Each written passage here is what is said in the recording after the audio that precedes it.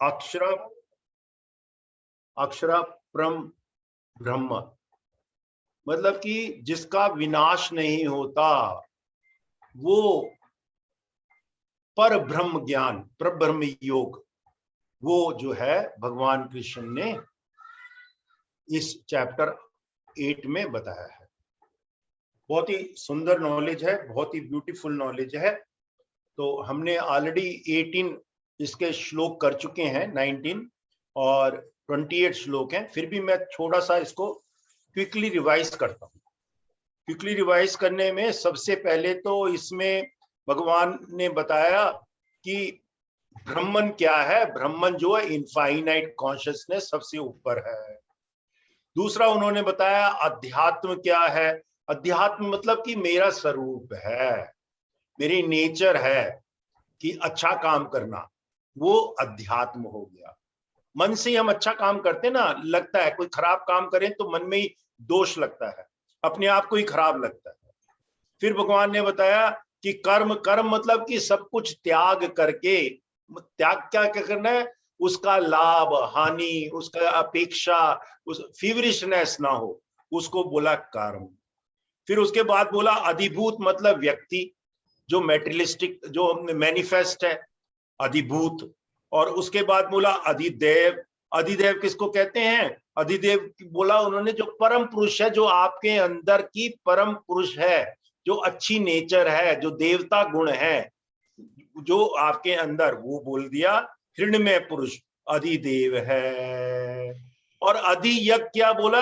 अधि ये जो है ना, ये तीन चीज जो हैं उसको जोड़ने का नाम ही अधि यज्ञ है। तीन चीज क्या हो गई? अध्यात्म, अधिभूत और अधिदेव। और उसके बाद में बोला, जो लास्ट में प्रश्न था कि अंत समय में आप किस प्रकार जानने में आते हैं, तो बोला कि जो लास्ट अंत काल में मुझको स्मरण करते हैं और शरीर त्याग जाते हैं, वो मेरा साक्षात स्वरूप प्राप्त हो जाते हैं। अब इसमें स्मरण करते हैं का कौन सा स्वरूप, इसका गुरुदेव ने आंसर दिया है कि ये नहीं सोचना कि मुरली वाला स्वरूप या उसका जो है कोई गांव वाला स्वरूप, उसका जो प्रकाश रूप स्वरूप है, इनफाइनाइट कॉन्शियसनेस का स्वरूप है, उसको मन में धारण करना। उसमें मन में धारण करना। क्यों मन में धारण करना? क्या होता है कि जब आप गुरुदेव को धारण करके अगर क्रिया करते हो तो मन शांत हो जाता है। पतंजलि योग सूत्र में भी बोला ना, वीत रात, क्या होता है, जिस चीज का भी आप स्मरण करते हो उसके गुण आपके अंदर आने लगते हैं। इसीलिए बोलते हैं अच्छे लोगों की संगत, अच्छे लोगों को ध्यान में लाइए और फिर ध्यान में बैठ जाइए। भगवान को लाइए, किसी को भी लाइए। तो इसीलिए इसको इस तरह से। और ये बोला क्यों अर्जुन को? क्योंकि उसको बोला कि युद्ध में तू मेरा स्मरण करते हुए, मतलब उस भगवान के स्वरूप को स्मरण करते हुए 100% देगा तो तेरी जीत है। तू मन तो जो है निस्संदेह, और अगर तेरा नुकसान भी होगा तो तू मुझको, मोक्ष को ही प्राप्त होगा। और इसमें सबसे बड़ी बात जो है ना, ये क्या है कि बड़ा सीक्रेट नॉलेज है, बहुत ही सीक्रेट नॉलेज है। और इस सीक्रेट नॉलेज को बड़े बड़े ज्ञानी भी कहते हैं बड़ी मुश्किल से समझ पाते हैं। इस सीक्रेट नॉलेज को कैसे समझ सकते हैं, वो लास्ट वाला चैप्टर है, लास्ट वाला श्लोक है, वो उसको हम बाद में बताते हैं। तो इसमें क्या कहते हैं कि आर्ट ऑफ डाइंग। अभी हमने महामृत्युंजय मंत्र पढ़ा, और महामृत्युंजय मंत्र की जो सेकंड लाइन थी ना, उसमें यही है कि जैसे बेल से कोई खीरा होता है, ककड़ी होती है, कोई भी खरबूजा होता है, वो पक्के अपना भी छूट जाता है। उसी तरह से मेरे प्राण अवेयरनेस के साथ अपना भी छूट जाए, मेरी अवेयरनेस रहे, तो मैं मोक्ष को प्राप्त हो जाऊंगा। वही इसमें सीक्रेट ऑफ डाइंग, इस चैप्टर में सीक्रेट ऑफ डाइंग में बोला है। और 10वें श्लोक से वो सीक्रेट ऑफ डाइंग शुरू हो जाता है कि प्राण प्राण काले मन साचलेन भक्ता युतो योग बलेन चे। मतलब कि जब आप आज्ञा चक्र में ध्यान लगाते हो। अब सारा हॉलो एंड एम्प्टी में नाक से सांस लेते हैं, आज्ञा चक्र पे ले जाते हैं, मुड़ के गाल पे गले में आता है, वो पूरा का पूरा ध्यान का ही प्रोसेस है। और भगवान कृष्ण यहीं पे बोल रहे हैं 10वें में, जब आप भ्रुकुटी के मध्य में ध्यान ले जाते हो तो और मन निश्चल मन से स्मरण करता तो क्या होता है, वो दिव्य पुरुष परमात्मा को ही प्राप्त हो जाता है। ऐसा अब आप सोचोगे कि आखिरी में मैं कर लूंगा, आखिरी में कैसे करोगे भाई, जब तक अभ्यास ना हो। गुरुदेव ने किसी का प्रश्न में यही बोला कि मैं कैसे करूं ये कि मेरे को आखिरी समय में यह कहते अभ्यास। पतंजलि ने भी बोला अभ्यास। तो ये अभ्यास बहुत जरूरी है। और अभ्यास में भी ना इसी चैप्टर में गुरुदेव ने बहुत ही बढ़िया एक प्रश्न आंसर किया है, वो लास्ट में है, लेकिन मैं यहीं पे बता देता हूं, अभी मेरे पास आया है। तो किसी ने प्रश्न किया था कि मैं सुदर्शन क्रिया होती है, कोई हमारे नजदीक में विष्णु सहस्त्रनामा पढ़ रहा है, कोई ओम नमो शिवाय की चैंटिंग कर रहा है, कोई रामायण पढ़ रहा है, कोई भगवत गीता कर रहा है, और सब कुछ होता रहता है, तो मैं किसको महत्व दूं। तो गुरुदेव ने बोला इस आंसर का कि ये बहुत बढ़िया जीनियन क्वेश्चन है। इसमें गुरुदेव ने बोला कि जो एसेंस ऑफ ऑल नॉलेज है is contained in one Soham. Soham, essence of all knowledge is contained in one soham, and it is all right if you sometimes you attend the kriya session and you also attend the satsang also। तो मतलब कि क्रिया सबसे important है। उसके बाद में कई लोग ना यज्ञ में फंस जाते हैं, होमा में फंस जाते हैं, विष्णु सहस्त्रनाम में फंस जाते हैं। ये सब का जो ज्ञान है सुदर्शन क्रिया में भरा पड़ा है। सुदर्शन क्रिया से क्या होता है, आपके सूक्ष्म जो है ना चक्षु जाग जाते हैं और धीरे धीरे आपकी ज्ञान की प्राप्ति हो जाती है। ये देखो हमें इसमें ही बताएंगे कि किस तरह से होता है। So this is so important कि प्रायोरिटी किसको देनी है। कभी बहुत भी जल्दी हो, आपने कहा पदम साधना भी नहीं करनी, ये भी नहीं करनी, चलो सुदर्शन क्रिया तो करनी ही करनी है। This is such A important. इस चैप्टर में गुरुदेव ने पूरा अच्छी तरह से इसको बता दिया है। तो उस परमात्मा जब सुदर्शन क्रिया करते हो तो अपना आप भी हॉलो एंड एम्प्टी हो जाते हो, एकदम से किसी धीरे धीरे ध्यान शांत हो जाता है। कभी किसी को प्रकाश भी दिखता है, वही प्रकाश स्वरूप परमात्मा का ध्यान हो जाता है। और इसमें जो है ना बहुत ही बढ़िया बताई वो धारणा हम कहाँ पे, आइस के सेंटर में या अपने हृदय पे रखिए। तो इस तरह से करने से, निरंतर अभ्यास करने से, कहते हैं मैं सुलभ हूं। जो नित्य निरंतर मुझ में युक्त वे योगी करते हैं उनके लिए मैं सहज ही प्राप्त हो जाता हूं। करो तो सही। और फिर क्या होता है, उनकी पुनः जन्म नहीं मिलता। परम सिद्धि को प्राप्त महाजन मुझको प्राप्त होकर दुखों के घर एवं क्षण भंगु पुनम जम को नहीं प्राप्त होते। ये देखो कितना सूक्ष्म और कितना बढ़िया है कि उसके बाद में यहाँ पे जो अद्भुत बोला ना कि अभी हम यहाँ पे ही बैठे हैं और यहाँ पे ही इस दुनिया में, पहले तो बोल दिया गुरुदेव ने कि अनंत लोक है, अनंत लोक। अब यहाँ पे आप देखें कितनी सारी वेव्स हैं, टीवी के कितने सारे चैनल्स हैं, रेडियो के कितने सारे चैनल्स हैं, और भी कई वेव्स हैं इसमें आपके यहाँ पे बैठे बैठे, लेकिन हमको नहीं दिख रहे। हम उसको किसी भी वेव को हम सिलेक्ट कर सकते हैं अपने टीवी के द्वारा, किसी भी चैनल को अपने रेडियो के द्वारा। इसी तरह से यहाँ पे बैठे बैठे ही अनंत लोक बोल दिए। और अनंत लोक में भी क्या, उसमें मुख्य क्या है, मुख्य जो हमारे इधर है बिल्कुल यहीं पे है, कहीं ऊपर नीचे नहीं है। उसमें बोला है भूलोक, भूलोक तो अर्थ हो गया, फिर भुवरलोक, स्वरलोक, मोहरलोक, जन्नलोक, तपोलोक और सत्यलोक। इस 7 के बाद में, इस 7 लोक के बाद में आता है ब्रह्मलोक। ब्रह्मलोक और ब्रह्मलोक के सबसे ऊपर जो है भगवान का लोक, जहां पे पहुंचने के बाद में कोई वापस नहीं आता, या आता है तो अवतार लेता है। तो यहाँ पे एक और चीज बहुत बढ़िया बताई भगवान ने, कि क्या कहते हैं यहाँ पे कि ये अर्जुन ब्रह्मलोक पर सब लोग पुनरावृत्तित होते हैं। सब लोग, ब्रह्मलोक भी, ब्रह्मा भी जो है ना, उनका भी विनाश होता है। ब्रह्मा का एक दिन, पिछली बार हमने बताया था कि कलयुग में 4,32,000, द्वापर युग में डबल 8,64,000, त्रेता युग में ट्रिपल 12,96,000 और सतयुग में 17,28,000 दिन होते हैं, दिन रात होते हैं, ईयर्स होते हैं। और चतुर्युग में टोटल महायुग बोल दिया 43,20,000, मतलब 43.20। और ब्रह्मा का एक दिन 1000 टाइम्स, एक रात 1000 टाइम्स, तो टोटल कितना हो गया 8.64 बिलियन ईयर्स।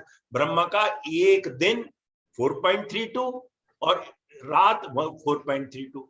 तो कहते हैं ब्रह्मा का जब दिन होता है शुरू 4.32 बिलियन ईयर्स, तो सारी दुनिया प्रकट हो जाती है जो ब्रह्मलोक के कंट्रोल में।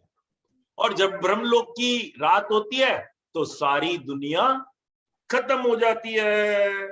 So this is so beautiful. तो ब्रह्मलोक, और ब्रह्मलोक से भी ऊपर क्या है, भगवान का लोक, वो तो अनंत ही है, वहां तो कुछ है ही नहीं, वहां तो सब कुछ वहीं पे है, वो ही इनफाइनाइट कॉन्शियसनेस है। उसको हम कह देते हैं डार्क एनर्जी कह दो, प्रकाश स्वरूप कह दो, कुछ भी कह दो। और यहाँ पे टाइम भी रिलेटेड है और वेट भी रिलेटेड है। मून में हम जाएंगे, चंद्रमा में हमारा ग्रेविटेशनल पुल 1/6 हो जाता है, हमारा वेट 1/6 हो गया। बृहस्पति पे, जब बृहस्पति आज उस पे जाएंगे तो 12 साल जो होते हैं ना अर्थ के, 1 साल बृहस्पति का होता है। शनि में जाएंगे 30 साल अर्थ के, शनि में 1 साल शनि ग्रह पे। इसी तरह से कहते हैं पितृलोक, पितृलोक में 1 night and 1 day is equal to 1 month of earth. जब हमारा 1 महीना होता है तो हमारे पूर्वज जहां पे निवास कर रहे हैं उनका 1 दिन और 1 रात होता है। और देवलोक में जब हमारा अर्थ पे 1 साल होता है तो वहां पे उनका 1 दिन होता है देवलोक। ये सब क्यों बता रहे हैं आपको? ये सब इसलिए बता रहे हैं कि ये सारे सूक्ष्म जगत यहीं पे हैं और एग्जिट करते हैं। और हम जब प्राण अच्छी तरह से छोड़ सकते हैं तो हम ब्रह्मलोक से भी परे जा सकते हैं, उस इनफाइनाइट कॉन्शियसनेस से पे जा सकते हैं। तो उसका क्या, कैसे जाना है, उसका ही विश्लेषण यहाँ पे दिया है कि ये जो है ना, ये बहुत ही सुंदर है। ये ही आगे जाके बताते हैं 19 से ऑनवर्ड। 4 श्लोक पढ़ लीजिए सुमन जी। हाँ जय गुरुदेव भैया। हाँ पढ़ लीजिए। 4 कौन 19 से जी। 19 20। ओ वसुदेव सुतं देवं कंस चाणूरमर्दनम देवकी परमानंदं कृष्णं वंदे जगद्गुरु। भूतग्रामस्य एवायं भूत्वा भूत्वा प्रलीयते रात्र्यागमे वशः पार्थ प्रभवत्य हरागमे परस्तस्मात्तु भावोऽन्यो व्यक्तो व्यक्तात् सनातनः यस्य सर्वेषु भूतेषु नश्यत्सु न विनश्यति। अव्यक्तोऽक्षर इत्युक्तस्तमाहुः परमां गतिम् यं प्राप्य न निवर्तन्ते तद्धाम परमं मम। 24 तक भैया? 23 तक ठीक है। हाँ तो पुरुष अब इस 21 हुआ सर, 21 हुआ भैया। हाँ जी, पुरुषस्य परः पार्थ भक्त्या लभ्यस्त्वनन्यया यस्यान्तः स्थानि भूतानि येन सर्वमिदं ततम् यत्र काले त्वनावृत्तिम् आवृत्तिं चैव योगिनः प्रयाता यान्ति तं कालं वक्ष्यामि भरतर्षभ। हाँ तो हाँ यहाँ पे अब इसमें क्या बोला है कि ये तो बता दिया ना हमने कि एक दिन ब्रह्मा का जब होता है मतलब 4,32,000 4.32 बिलियन ईयर्स वह अर्थ पे हो जाते हैं और एक रात होती है तो 4.32 बिलियन ईयर्स, रात में सब चीज डिसॉल्व हो जाती है। यही 19 में बोल रहे हैं, 18 और 19 में यही बोला है कि भूत समुदाय उत्पन्न होकर प्रकृति के वश में हुआ रात्रि के प्रवेश काल में लीन होता है। जब ब्रह्मा का रात्रि होती है और दिन के प्रवेश काल में फिर उत्पन्न होता है। उस अव्यक्त में से भी अति परे दूसरा अर्थात विलक्षण जो सनातन अव्यक्त भाव है वह परम दिव्य पुरुष सब भूतों के नष्ट होने पर भी नष्ट नहीं होता। तो ब्रह्मा का भी 100 साल उम्र बताई है, तो ब्रह्मलोक भी खत्म हो जाता है 100 साल के बाद, लेकिन जो नष्ट नहीं होता वो ब्रह्मलोक से भी ऊपर है। वो परम धाम जो है नष्ट नहीं होता, और वो नष्ट नहीं होता। अगर वहां पे पहुंच जाए आप परम दिव्य पुरुष, तो आप मोक्ष से भी ऊपर कैवल्य अवस्था में पहुंच जाते हैं। तब आप जब चाहें अवतार ले सकते हैं और तब आपको जन्म मृत्यु के बंधन से छुटकारा मिल जाता है। यहाँ पे भगवान ने ना जो है कि एक प्रकार से कभी अर्जुन को बोलते हैं मैं, मतलब मैं क्या हो गया फर्स्ट पर्सन, कभी उसको बोल देते हैं पुरुष परमात्मा सेकंड पर्सन, कभी बोल देते हैं इनफाइनाइट कॉन्शियसनेस थर्ड पर्सन।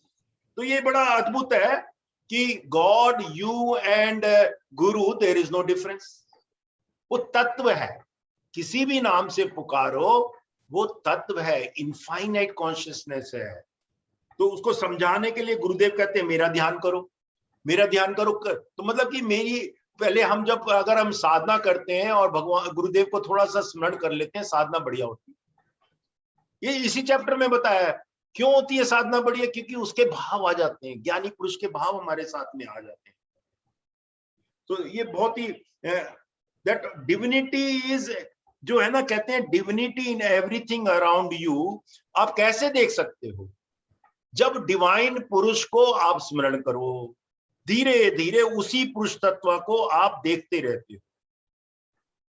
और जो आदमी सुप्रीम कॉन्शियसनेस के पास पहुंच जाता है तो क्या होता है? वो सुप्रीम कॉन्शियसनेस क्या है? अनमैनिफेस्टेड है, अनडिस्ट्रक्टेबल है, इनफाइनाइट है, इनविजिबल है, रेडियंट है, प्रकाश स्वरूप है, निर्मल है।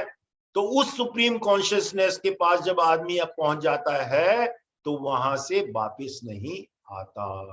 वही लक्ष्य है, और उस लक्ष्य को प्राप्त करने के लिए गुरुदेव ने पहले ही हमको बेसिक कोर्स दे दिया और एडवांस कोर्स दे दिया। पूरे चैप्टर में बोल रहे हैं ध्यान जो करता है, अभी बताएंगे art of dying. Art of dying में इन्होंने बताया 9 द्वार, 9 द्वार से कहीं से भी आपके प्राण छू सकते हैं, और प्राण छूटे ऊपर वाले द्वार में तो मतलब ऊपर की तरफ जा रहे हो, आपका क्या हो गया? आपकी प्रोग्रेस हो रही है। और कई लोग कहते हैं कि नीचे के द्वार से होता है, पेशाब निकलता है, कईयों का मल निकलता है, कईयों की कान से भी निकल जाते हैं, आंख से भी निकल जाते हैं प्राण। तो आंखें ऊपर की तरफ हो जाती हैं, और आंखों से भी ऊपर जो है ना, कृपाल क्रिया बोलते हैं यहाँ पे, उससे भी प्राण निकलते हैं कई बार। तो वो जो है वो ले जाता है सीधा आपको प्रकाश में। अभी वो नाटक करते हैं हम लोग, जब आदमी मर जाता है तो कृपाल क्रिया करते हैं, कहते गुरुदेव कहते हैं इसका क्या फायदा। और यहाँ पे उन्होंने लाइटर वेन में बताया, कहते हैं कोटला में दिल्ली में एक कोई रहते थे बाबा, और उनको जो है उनका जो ये कह सकते हो वो ऊपर का नेत्र खुल गया। कैसे खुल गया? ज्ञान का नेत्र खुल गया, कि वो सिपाही थे, गोली लग गई, और गोली लगने से ऐसा हुआ कि वो ज्ञानी हो गए। तो ज्ञान कभी भी किसी क्षण में मिल सकता है, क्योंकि हमारे सबके अंदर है। और वो बड़ी बड़ी अच्छी अच्छी बातें करते थे कोटला में, और गुरुदेव को भी मिलते थे, गुरुदेव को भी बोलते थे योगी। तो ये जो फैक्ट है यहाँ पे, अगर आपके प्राण ऊपर से जाएं, सिर की चोटी से जाएं, आंखों से ऊपर से जाएं, तो धीरे धीरे समझ लो कि, और वहां पे कैसे जाएंगे, वो ही आर्ट है, वो ही योगी है। वो योगी अभ्यास जब करता है, साधना करता है, रोज कुछ ना कुछ ध्यान लगाता है, तो धीरे धीरे, कहते हैं पूर्ण योगी जो है ना, गुरुदेव ने किसी प्रश्न का ये इसी में आंसर दिया है कि योगी जब चाहे तब मर भी सकता है, अपना टाइम ऑफ डेथ भी बता सकता है, और ये भी बता सकता है मैं वहां जाके मरूंगा। अब जैनियों में तो जो इनके साधु होते हैं, कई साधी, तो वो प्राण त्यागने के लिए वो ले लेते हैं कि मैं अब खाऊंगा नहीं, कुछ नहीं करूंगा, और मैं 40 दिन बाद मर जाऊं। अभी भी हो रहा है। तो ये कहते हैं बड़ा अद्भुत ज्ञान है, और ये अद्भुत ज्ञान जो है ना, ऐसे नहीं मिलेगा। ये अद्भुत ज्ञान जो मिलेगा अभ्यास से ही मिलेगा, अभ्यास के बगैर नहीं मिलेगा। ये बार बार बोल रहे हैं। तो हे पार्थ, जिस परमात्मा के अंतर्गत सर्वभूत और जिस सच्चिदानंद परमात्मा से ये समस्त जगत परिपूर्ण है, वह सनातन अव्यक्त परम पुरुष तो अनन्य भक्ति से ही प्राप्त योग्य हो गए हैं। अभ्यास और भक्ति।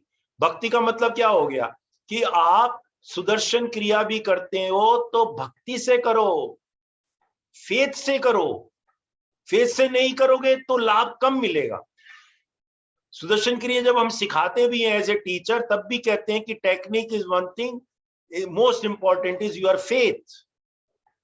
तो यहां पे इसमें 22 में मैं बोल दिया भक्ति, उससे पहले बोल दिया था अभ्यास, और उसके बाद में 23 में बोलते हैं जिस काल में शरीर त्याग कर गए योगी जन का वापस ना लौटने वाली गति होती है, जिस काल में गए लौटने वाली गति होती है, उस काल को अर्थात दोनों मार्गों को कहूंगा। मतलब कि क्या है, this is a very deep secret. क्या होता है कि there are two ways of leaving the prana. एक वे से अगर आप प्राण लीव करते हो, शरीर छोड़ते हो, तो आप वापिस नहीं आओगे, और दूसरे से छोड़ते हो तो वापिस आओगे। जन्म मृत्यु का द्वारा लेना पड़ेगा। ये अब 24 में से लेके 28वां तक पढ़ दीजिए, लास्ट तक। हाँ जी सुमन जी, अब तो दिख, हाँ।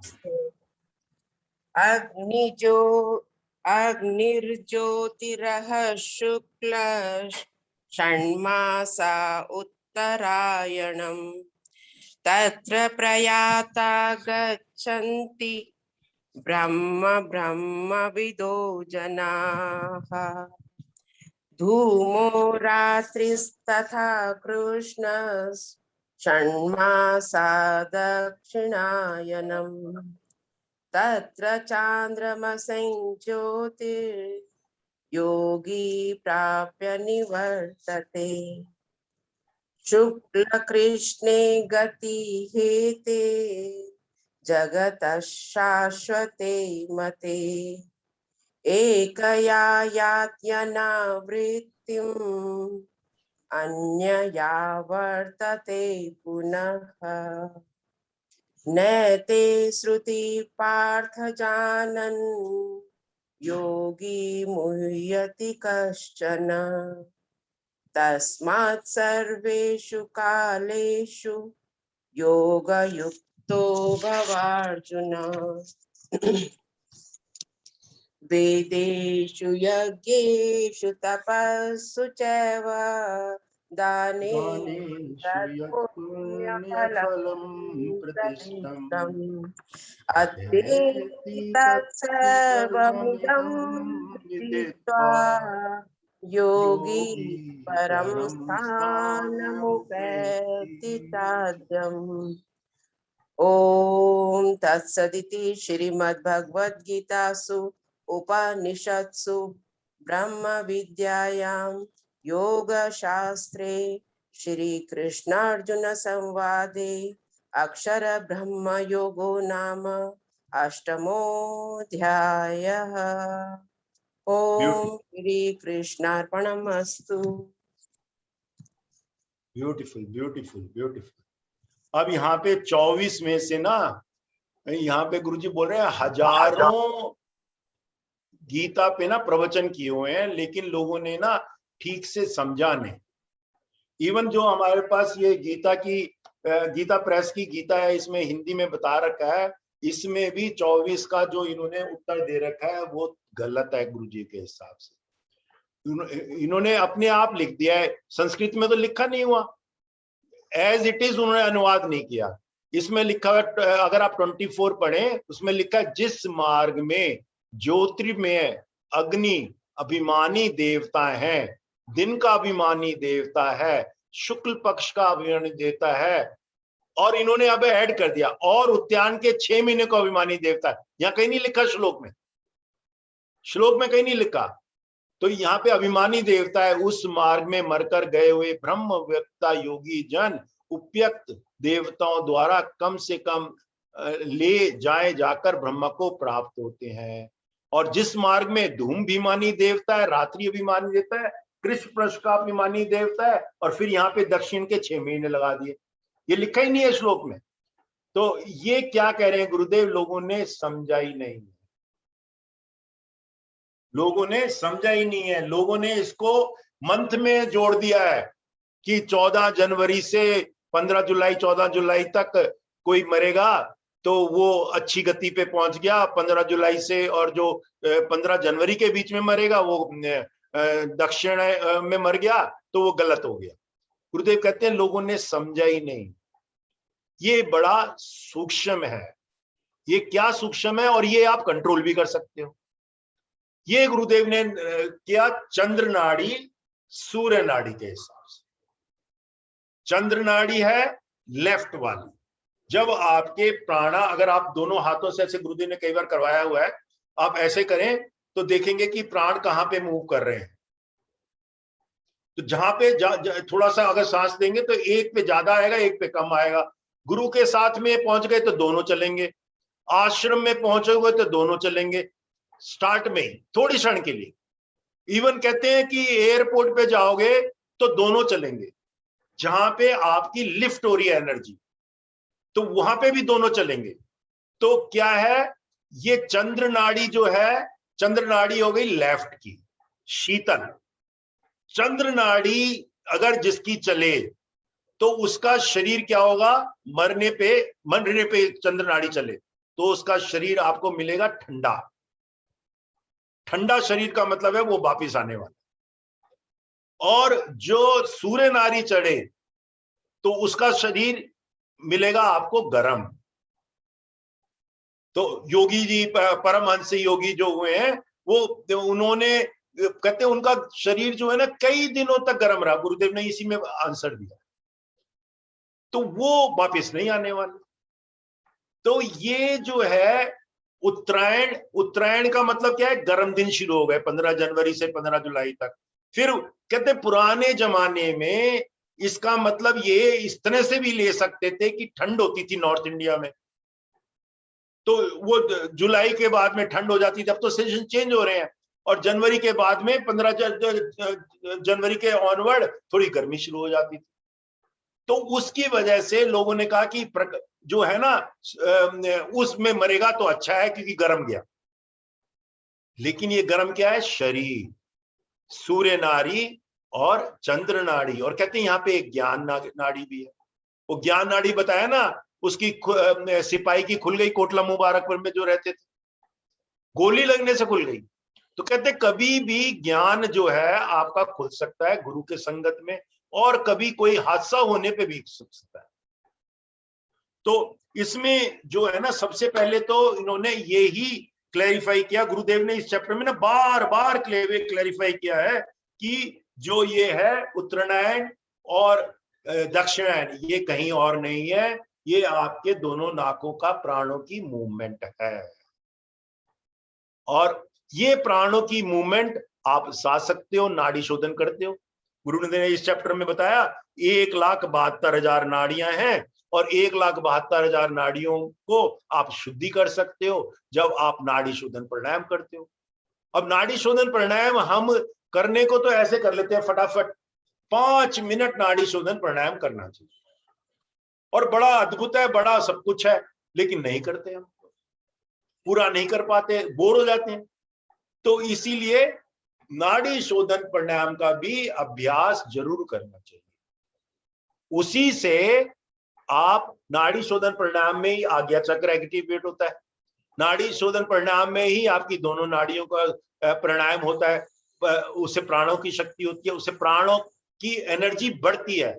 एक बहुत अद्भुत बात बताई गुरुदेव ने यहाँ पे किसी के प्रश्न में, कहते हैं बंदा जब सुसाइड करता है ना, उसकी प्राण शक्ति बहुत कम हो जाती है। कह रहे प्राण शक्ति कम होने के मतलब की क्या है कि एक तो आपका प्राणा शरीर है और एक फिजिकल बॉडी है।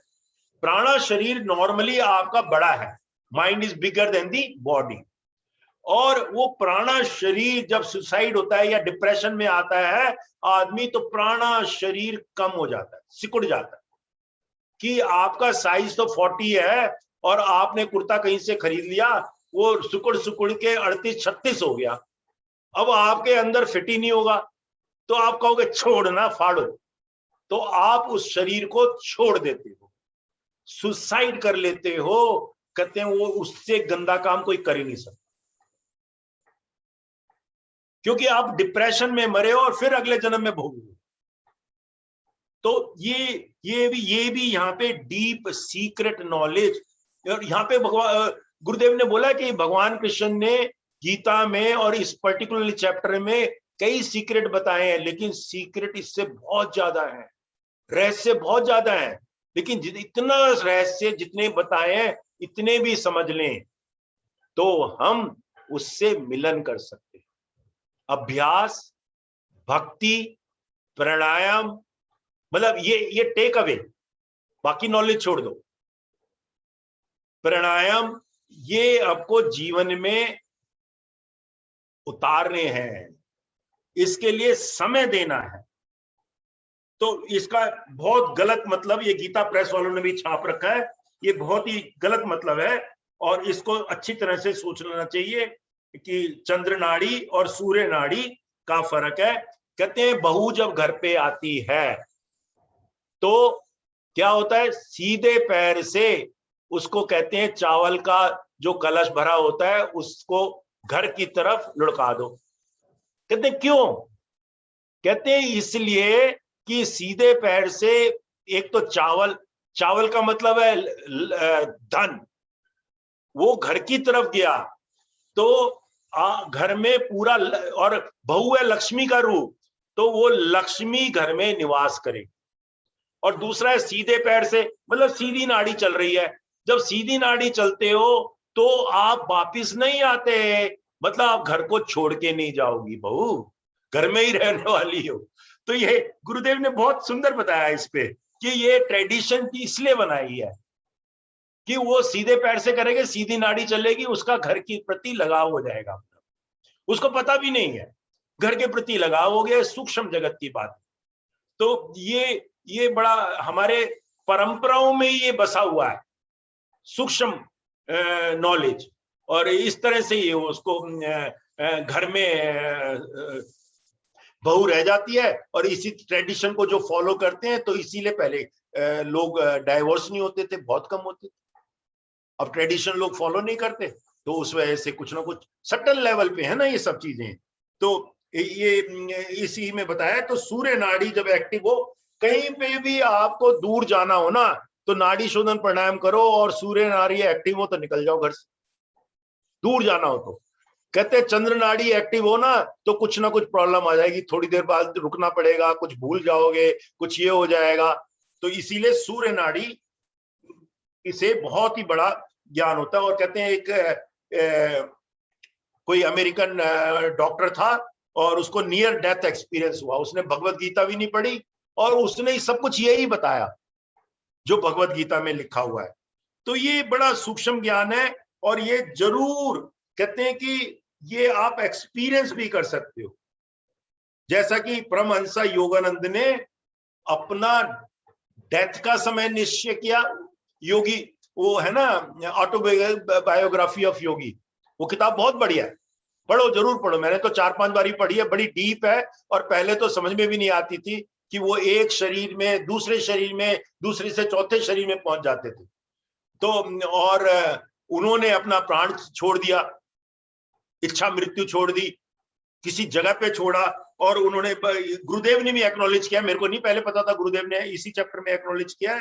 गुरुदेव कहते हैं, you must have heard about Paramahansa Yogananda ji, his body did not go cold for many days after his death. It remained warm for a very long time. When the prana leaves this body through the Surya Nadi, the body continues to remain warm for a long time, and one sees fire or light after death. Light after death, ये ही उसने American doctor ने बोला था कि light दिखी मेरे को। One who leaves the mortal world thus is a yogi. इस तरह से छोड़ने वाला योगी होता है। Those who die with the Chandra नाड़ी active ascend to the पितृलोक। अब आ गया पितृलोक। तो जो लेफ्ट से छोड़ते हैं वो कहां जाते हैं? पितृलोक में। और पितृलोक के भी 3 बता दिए गुरुदेव ने, यहाँ पे भी पितृलोक में भी 3 डिवीजन बता दिए। 3 डिवीजन में क्या बोलते हैं? एक ये जगह के नाम है। एक जगह को बोलते हैं वासु, दूसरे जगह को बोलते हैं आदित्य, तीसरे को बोलते हैं रुद्र, जिससे मतलब सूक्ष्म जगत में प्लेस का नाम। और ये क्या कह रहे हैं कि जो अभी मरे हैं वो कहां जाते हैं? वासु। जैसे मान लो आपके फादर की अभी डेथ हो गई तो वो जाएंगे वासु। आपके दादा हैं वो आदित्य जगह में निवास करते हैं, आदित्य प्लेस में। और आपके परदादा कहां पे? रुद्रास। तो 3 जगत हैं। जब हम श्राद्ध करते हैं, अभी श्राद्ध आने वाला है, जब हम श्राद्ध करते हैं तो कहते हैं एक देवता होता है वो भी इनके साथ जाता है। तो श्राद्ध करते हैं ना, तो हम तस्वीर रखते हैं अपने फादर की या अपने मदर की, जिसका भी श्राद्ध करते हैं। कहते हैं उस तस्वीर के साथ में अगर पंडित होगा तो वो एक देवता की भी तस्वीर रखता है या देवता को बनाता है, उसको बोलते हैं विश्वदेवा। वो विश्वदेवा जो है ना, विश्वदेवा हेल्प करता है आपके पितरों को वहां से लाने के लिए। कहां से लाने के लिए? जो 3 प्लेस बताए हमने, वासु, आदित्य और रुद्रा, वहां से लाते हैं और फिर आप भक्ति भाव से श्राद्ध करते हैं। कहते लोग इसको समझते हैं नहीं, लोग बस खाली किसी पंडित को बुला लेंगे, पंडित भी डकार मारेगा, खाना वाना खा के दक्षिणा करके, ना कुछ बताएगा, और आप भी एक बहुत बढ़िया भोजन खा लोगे, बस दैट्स ऑल। कहते इसमें कितनी बढ़िया बात है, पितृलोका, पितृलोका, और उसके ऊपर है देवलोका, और देवलोका से तो फिर वापिस आते मुश्किल से हैं। अच्छा, किसी ने यहाँ पे प्रश्न पूछा कि हमको कहीं डोनेट करना चाहिए ऑर्गन्स। गुरुदेव ने कर सकते हो, कोई प्रॉब्लम नहीं है। क्यों? ये बॉडी तो क्या है? वस्त्र है सोल के ऊपर। अब रोज कपड़े बदलते हो तो बॉडी का ऑर्गन आप डोनेट कर सकते हो, आप अपनी जेब किसी को दे सकते हो। तो इस तरह से ऑर्गन जो है डोनेशन में, कहते हैं लोगों के अंदर ये ना वहम फैल गया कि मैं अगर आंखें आपकी डोनेट कर दूंगा तो अगले जन्म में अंधा पैदा हो जाऊंगा, या हार्ट डोनेट कर दूं तो ये हो जाएगा। ये गुरुदेव ने बड़ा डिटेल में इसमें बताया है, बहुत सुंदर बताया है। और इसी तरह से वो गुरुदेव ने बोला है कि ये एस्टोनिशिंग नॉलेज है, लेकिन लोगों ने उसको उत्तरायण को गलत बताया। इसको दोबारा बोला, people often say that one should die in the period of Uttarayan between 15 January and 15 July and not the period between 15 July and 15 January. Such people only create superstition. जब हमने भगवत गीता पहले एक बारी पढ़ी थी 2014 में 13 में, तब हमको यही बताया गया था कि 15 जनवरी के बाद में मरोगे तो बढ़िया। और कहते हैं भीष्म पिता ने भी 15 जनवरी के बाद प्राण छोड़े थे, कुछ थोड़े दिन उन्होंने रोके थे। अरे यार वो महाभारत हो रहा था उस टाइम में, उसने छोड़ दिए उस टाइम में उत्तरायण में। वो गलत बता रहे हैं लोग, गलत बता रहे हैं, कह रहे हैं this is A gross superstition created by people, misconceptions, this is wrong wrong wrong. Bhishma का भी बताया इसी में, कितने सिंबोलिज्म है कई चीजों में। गौ का मतलब बताते हैं कि 4 गौ का मतलब क्या है? प्राप्ति, गमन, ज्ञान और मोक्ष। ज्ञान तो है ही, मोक्ष भी हो गया, गमन मतलब कि प्रोग्रेस, और प्राप्ति अकम्प्लिशमेंट। तो इस तरह से गुरुदेव ने ना इसमें बहुत ही बढ़िया और बहुत सुंदर डीप नॉलेज इसमें बार बार बताई है। और वो भागीरथी ने कहा कि अपने एंसेस्टर्स लिया है, करे एंसेस्टर्स कोई फिजिकली थोड़ी ना लेकर आए, उन्होंने उसको मुक्त कर दिया। अब हमारे एडवांस कोर्स में भी कहते हैं कि आपके कर्म तो उसमें जो है ना खत्म होते ही हैं, आपके पूर्वजों के भी कर्म खत्म होते हैं जब आप एडवांस कोर्स करते हैं। तो साधना अभ्यास से, ज्ञान से भागीरथी ने अपने जो पितृ थे उनको लिबरेट कर दिया, फिजिकली नहीं लाए, लिबरेट कर दिया। ये देखो कितने बड़ा कॉन्सेप्शन ने यहाँ पे बोला है। किसी ने प्रश्न किया था कि मेरे को सपने में कुछ दिखता है, सपने में ये होता है वो होता है। तो गुरुदेव ने कहा सपना का जो है ना एनालिसिस सपने में ही करना चाहिए, सपने का एनालिसिस सपने में ही करना चाहिए, क्योंकि सपने 5 प्रकार के होते हैं। एक होता है पहला कि आपकी डिजायर्स या आपके फियर सपने में आ जाते हैं। दूसरा है इंट्यूटिव सपने, कि आप कल कहीं जाने वाले हैं काम से और आपको इंट्यूशन हो गया कि यार वो आदमी मिलेगा या बढ़िया काम हो जाएगा, तो वो इंट्यूशन सच भी हो जाता है, लेकिन जरूरी नहीं है सच हो, इंट्यूटिव सपने।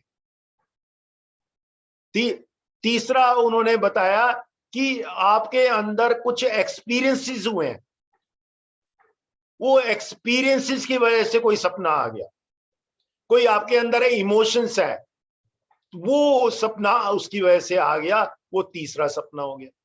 चौथा सपना कहते हैं प्लेस का।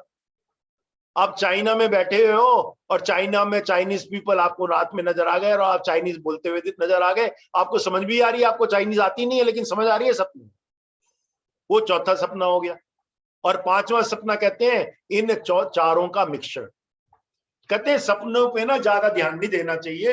वो किसी लेडी ने पूछा था सपनों का ऊपर में, बहुत डीप पूछा था उसने, तो बड़ा उसने बताया मेरे दादा मेरे सब आते हैं, मेरा फ्रेंड की मृत्यु हो गई वो नहीं आता, तो क्या मैं समझू वो लिबरेट हो गया? तो गुरुदेव ने कहा ये सब बेकार की बातें हैं, इसको यहीं पे छोड़ दो। और लास्ट में देखो बार बार कृष्ण भगवान ने बोला है कि 26 में बोलते हैं जगत के 2 प्रकार के शुक्ल और कृष्ण अर्थात देवयान और पृथ्यान मार्ग सनातन माने गए हैं।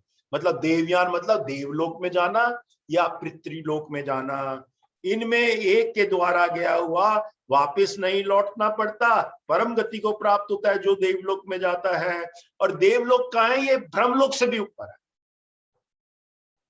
तो और दूसरे द्वारा गया हुआ फिर वापस आता है अर्थात जन्म मृत्यु को प्राप्त होता है। हे परार्थ, इस प्रकार इन दोनों मार्ग को तत्व से जानकर कोई भी योगी मोहित नहीं होता। इस कारण हे अर्जुन तू सब काल में समबुद्धि रूप योग से युक्त हो अर्थात निरंतर मेरी प्राप्ति के लिए साधन करने वाला हो, साधन करने वाला हो। अगेन बोल दिया, पहले अभ्यास बोला, 27 में बोल दिया साधन कर, साधना करनी है, साधना करनी है। तू योगी बन, योगी होगा तो मोहित नहीं होगा, योगी होगा तो आपका अटैचमेंट, इंटेंगलमेंट, काम वासना, क्रोध, लालच, घृणा, इसमें नहीं फंसेगा। और 28 में बोल ही दिया पूरा कि योगी क्या है। योगी पुरुष इस रहस्य को तत्व से जानकर वेदों के पढ़ने में तथा यज्ञ, देखो योगी क्या बताया, यज्ञ से भी ऊपर है, जो यज्ञ करते हैं उनसे ऊपर है, जो तप करते हैं, मतलब पेनेंस करते हैं, 5 दिन का व्रत रख लिया, ये रख लिया, वो रख लिया, 40 दिन निर्जल रख लिया, उससे भी ऊपर है योगी।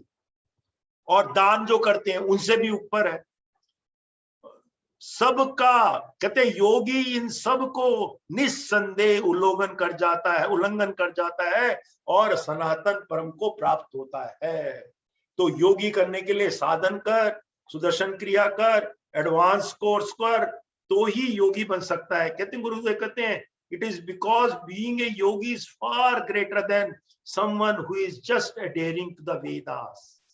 कर्म कांडा बोले ज्ञान की चर्चा करने से भी ऊपर योग है।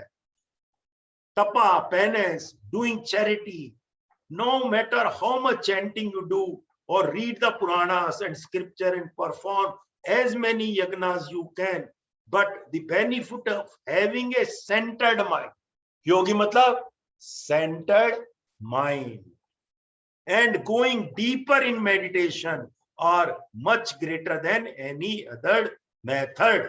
Such a yogi attains the supreme goal, the ultimate spiritual abode. Yes, one definitely does not get some benefit by all these practices such as, हाँ देखो गुरुदेव ने कहा है कि यज्ञ का भी फायदा होता है, जपा का भी फायदा होता है, दान का भी फायदा होता है, तप का भी फायदा होता है, लेकिन सबसे बढ़िया क्या है, योगी बन जा, सुदर्शन क्रिया कर, ध्यान कर, हॉलो एंड एम्प्टी मेडिटेशन कर, नाड़ी शोधन प्राणायाम कर।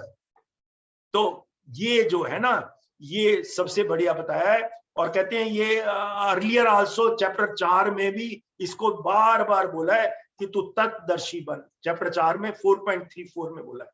वो अगेन गुरुदेव ने इसको क्योंकि इंपॉर्टेंट था बोला है, इस ज्ञान को तू तत्दर्शी ज्ञानियों के पास जाकर समझ। मतलब एक तो अभ्यास हो ही गया, और गुरु के आप बोल रहे हैं गुरु के सानिध्य में जाके करो।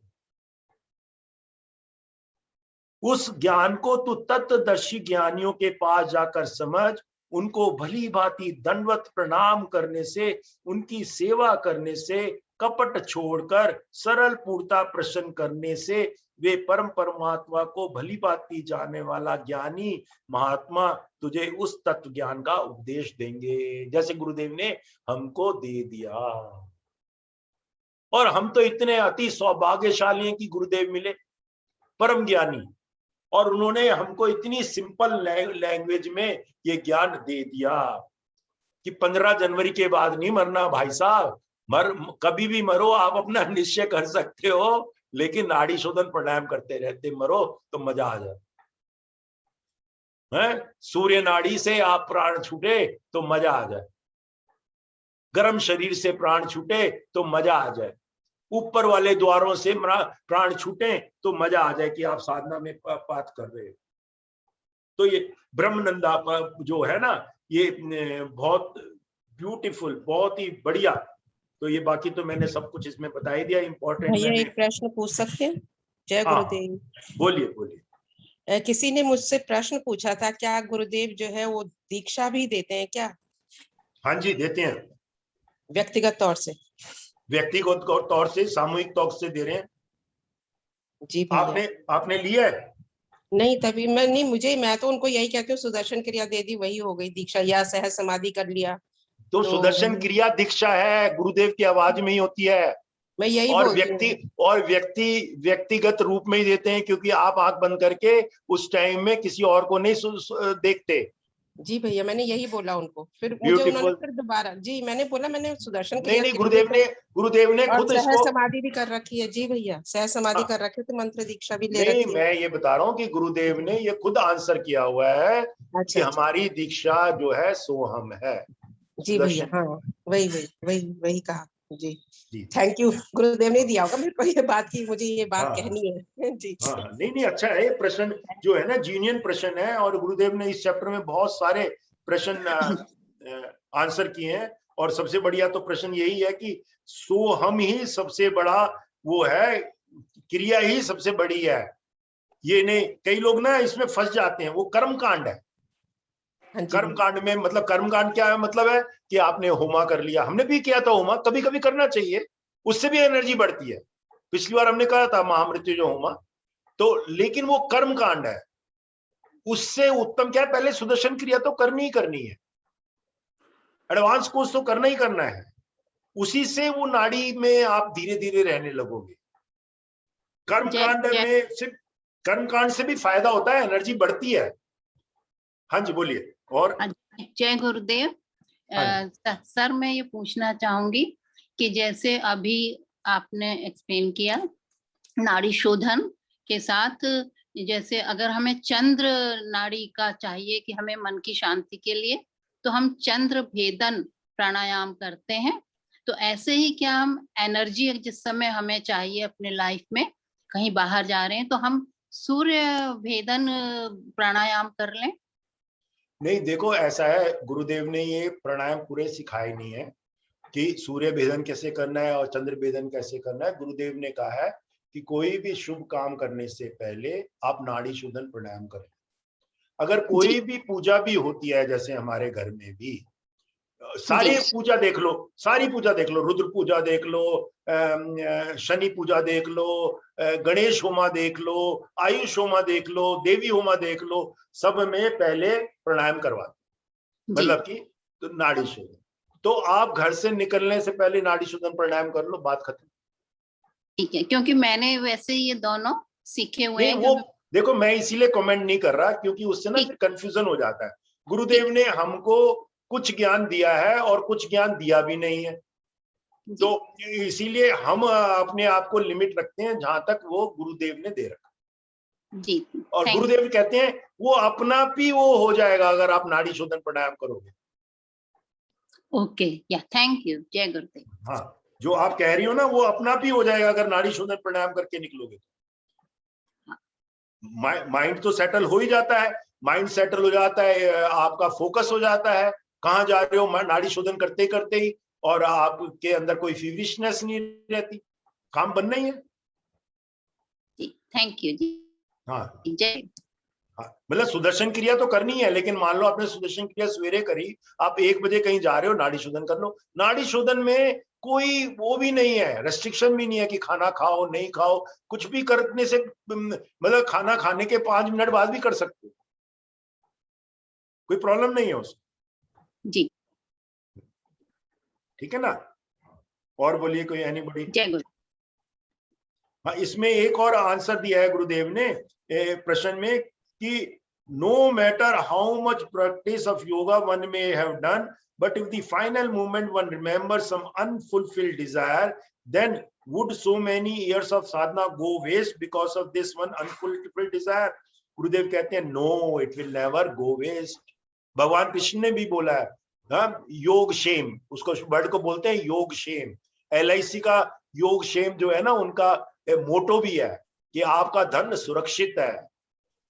तो वो कहते हैं कि चैप्टर 6.40 में हमने पढ़ा भी था, तो कि what ever spiritual practice were stopped abruptly, किसी वजह से, in one lifetime will be completed by the person in the next life, and he will pick up those practices right from where he left off in the previous lifetime. He is born in a family of yogis or a noble or righteous household where he can resume his spiritual practice. कुछ भी बर्बाद नहीं जाता।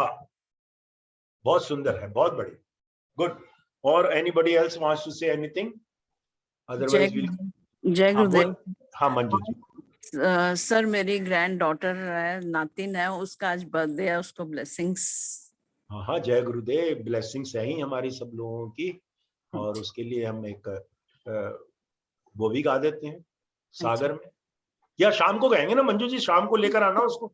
ठीक है, शाम ठीक। को, हाँ शाम को माला रॉय का बहुत बढ़िया सत्संग है। Mala Roy is a classical singer और बल्कि लोगों को सिखाती भी है। हाँ, उनका सत्संग है शाम को 7:30 बजे। आप उनको लेकर आना, मजा आएगा, है ना।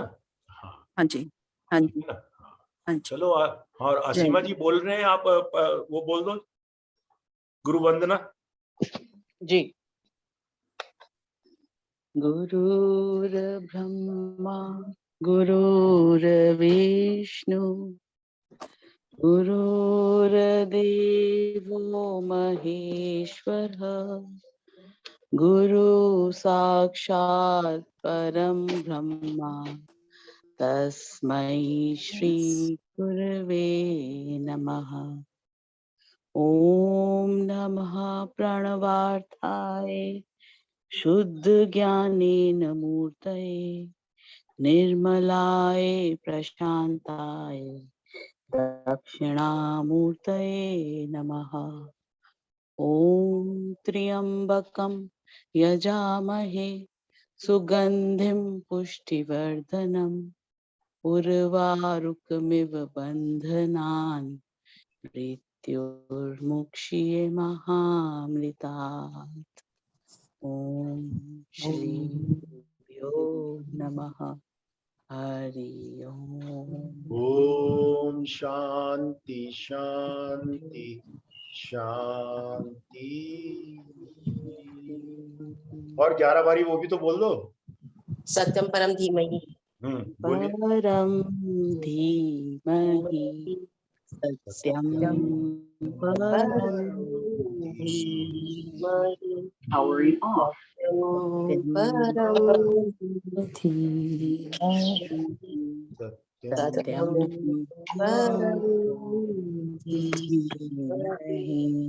सत्यम परम धीमहि सत्यम परम धीमहि सत्यम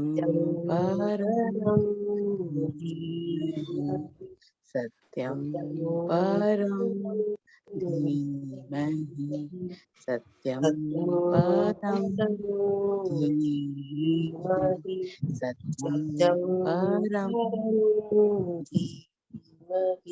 सत्यम परम धीमहि। योगेशं सच्चिदानन्दं वासुदेवं व्रजप्रियं धर्म संस्थापकं वीरं कृष्णं वन्दे जगद्गुरुं कृष्णं वन्दे जगद्गुरुं।